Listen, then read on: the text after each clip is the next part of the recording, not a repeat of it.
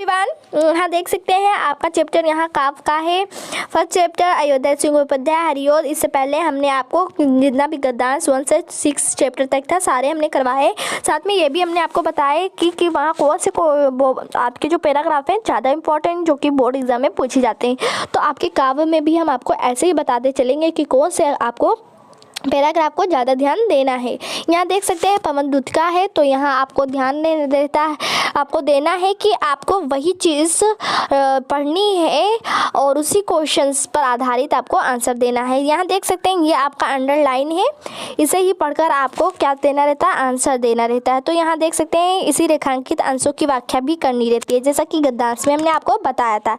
देखिए यहाँ कह रहे हैं प्यारी प्रातः पवन इतना क्यों मुझे है सताती, क्या तू भी है कलुषित हुई काल की क्रूरता से। मतलब राधा का इसमें पवन से वार्तालापों को यहाँ मतलब व्याख्या की गई है। यहाँ देख सकते हैं यहाँ तो सबसे पहले यही पूछा गया कि प्रयुक्त गद्यांश का संदर्भ लिखना है। फिर राधा ने प्रातःकालीन वायु से दुखित होकर क्या कहा, तो अभी आप लोगों ने देखा, उन्होंने कहा प्यारी प्रातः पवन इतना क्यों मुझे सताती, क्यों तू भी है कलुषित हुई काल की क्रूरता से। तो यही चीज़ लिखना है, बट यही चीज़ छाप नहीं देना, आपको ऐसे लिखना है कि राधा जी ने प्रातःकालीन वायु से दुखित होकर या कहा कि क्या तू भी किसी से सताई हुई है, क्या कुछ तुझे भी काल की क्रूरता है। यही चीज़ आपको लिखना है, बट आपको अपनी भाषा में इसे लिखना है। यही चीज़ आपको पैराग्राफ यहाँ नहीं छापना है। यहाँ देख सकते हैं यहाँ कह रहे हैं कि उपयुक्त गद्यांश में किस प्रसंग का चित्रण हुआ है। फिर नेक्स्ट है इस पद्यांश में कौन सा छंद है, तो मंदाक्रांता है।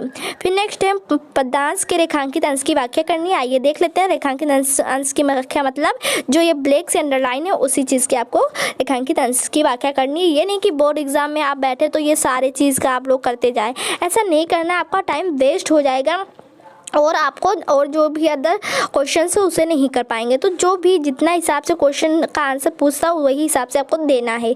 आइए देख लेते हैं इन सब का आंसर। यहाँ देख सकते हैं स्टूडेंट आपका यहाँ आ चुका है लाइन से आंसर, तो देख लेते हैं। यहाँ पहला आंसर है आपका प्रस्तुत गद्यांश अयोध्या सिंह उपाध्याय हरिओद द्वारा रचित महाकाव्य। ये सब नहीं लिखना आपको, हम आपको इजी बता देते हैं। आपको क्या लिख देना है कि प्रस्तुत पद्यांश हमारी पाठ्य पुस्तक हिंदी के पवन दूत से लिया गया है और इसके लेखक कौन है, अयोध्या सिंह उपाध्याय हरिओद जी हैं। बस आपको इतना ही लिख देना है, फुल मार्क्स पा जाएंगे आप लोग।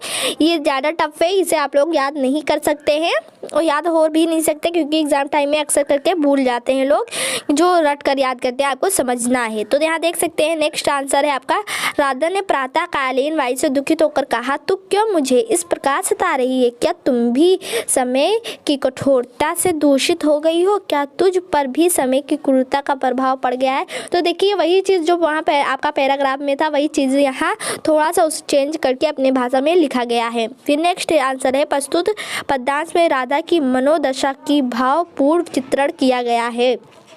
नेक्स्ट है आंसर प्रस्तुत पद्यांश में मद्राकांता छंद है। फिर नेक्स्ट है आपका लास्ट में आंसर है रेखांकित अंशों की व्याख्या। राधा दुखित होकर कहती हैं कि प्रातःकालीन पवन तू क्यों मुझे इस प्रकार सता रही है, क्या तुम भी समय की कठोरता के कारण कलुषित विचारों वाली हो गई है, क्या तुझ पर भी समय की क्रूरता का प्रभाव पड़ गया है। तो वही चीज़ देखिए यहाँ भी वही रेखांकित अंशों की व्याख्या अपने भाषा में लिख दिया गया है। बाकी आपको रटना नहीं, हम बार बार कहते हैं, आपको समझना है। बस आप लोग ऐसे जब सुनते रहेंगे और समझते रहेंगे तो आप लोग को याद होता रहेगा, खुद ब खुद आप लोग इसे लिख सकते हैं। ये नहीं कि हाँ रटते रहो, तो रटा हुआ चीज़ अक्सर करके एग्जाम में बच्चे क्या होते हैं, भूल जाते हैं। तो आपको रटना नहीं है, हम बार बार कहते हैं आपको रटना नहीं है। आइए चलते हैं नेक्स्ट पैराग्राफ खा देख लेते हैं कि हमारा क्या है। यहाँ देख सकते हैं खा पैराग्राफ आ गया है। लज्जाशील पथिक महिला जो कहीं दृष्टि आए, होने देना विकृत वसना ना तू सुंदरी को। तो इसी आपको रेखांकित अंशों की व्याख्या करनी रहती है, तो इसलिए हम लोग केवल रेखांकित अंशों मतलब रेखांकित लाइन को अंडरलाइन को ही हम लोग पढ़ेंगे। तो यहाँ देख सकते हैं यहाँ है दिए गए पद्यांश के कवि एवं कर्ता का नाम लिखना। तो जैसा कि आप लोग जानते हैं इसके अयोध्या सिंह उपाध्याय हरिओद है और ये कविता कहाँ से लिखा गया है, पवन दूत से। फिर राधा पवन दूत से राह में पथिकों के साथ कैसा व्यवहार करने को कहती हैं। तो यहाँ अभी यही चीज़ यहाँ अभी आपको बताएंगे कि किस प्रकार से इसका आंसर आपका अर्थ होगा। फिर यहाँ है इस पद्यांश में कवि ने किसका चित्रण किया है। फिर इस पद्यांश में कौन सा अलंकार है, रेखांकित अंशों की व्याख्या। तो जैसा कि आप लोग देख सकते हैं इसमें आपका उपमा अलंकार है, यहाँ उपमा दे रही हैं तो इसलिए यहाँ उपमा अलंकार है। आइए देख लेते हैं इन सभी क्वेश्चनों का आंसर। यहाँ देख सकते हैं सारे क्वेश्चनों का आंसर आ चुका है। पहला आपका क्या था, यहाँ पहला आपका था कि प्रस्तुत गद्यांश के कवि का नाम, तो अयोध्या सिंह उपाध्याय हरिओद है और शीर्षक जो है वो पवनदूत का है।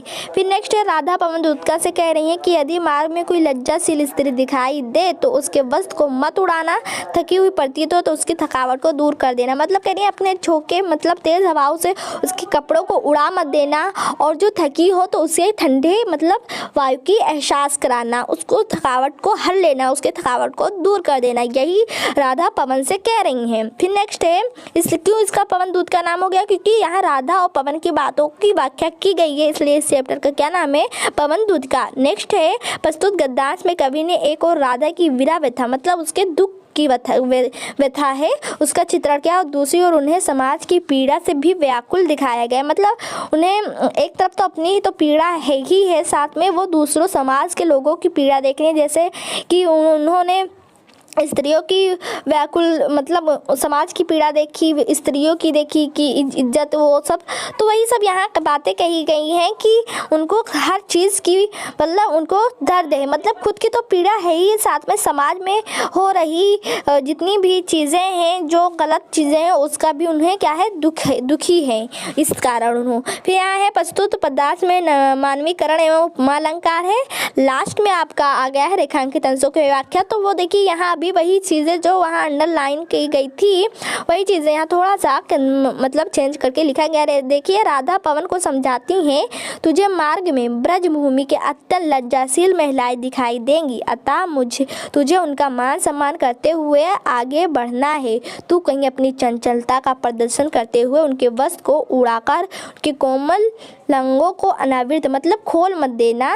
ऐसी चंचलता किसी भी दृष्टि से ना तो उचित है ना ही क्षम्य है, मतलब क्षमा करने योग्य नहीं है। तो पवन से क्या कह रही है राधा, उसे समझा रही है कि अपनी चंचलता को प्रदर्शित नहीं करना है तुम्हें, जिस हिसाब से मैं जो कह रही हूँ वही तुम्हें करना है।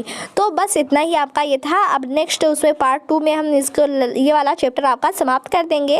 अगर नए हैं तो चैनल को सब्सक्राइब कर लें, जिससे आप सभी को सारे न्यू वीडियो के नोटिफिकेशन सबसे पहले मिलते रहें। तब तक के लिए इतना ही। Thank for watching this.